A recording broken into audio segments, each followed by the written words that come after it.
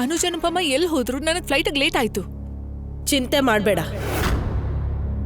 ನಾವು ನಿನ್ನ flight miss ಆಗಕ್ಕೆ ಬಿಡೋದಿಲ್ಲ.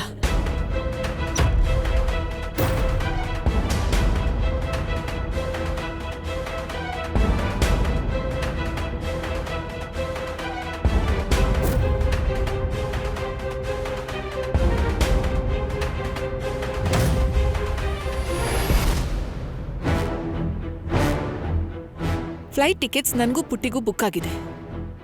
ಮತ್ತೆ ನಾನು ಅವಳನ್ನ ಜೊತೆ ಕರ್ಕೊಂಡು ಹೋಗ್ತಾ ಇದ್ದೀನಿ. ಸೊ ಪ್ಲೀಸ್ ನನ್ನ ತಡೆಯೋದಕ್ಕೆ ಪ್ರಯತ್ನ ಪಡಬೇಡಿ. ಖಂಡಿತ ಮಾಡಲ್ಲ. ಪುಟ್ಟಿ ನಿನ್ ಜೊತೆ ಬರ್ತಾ ಇದ್ದಾಳೆ.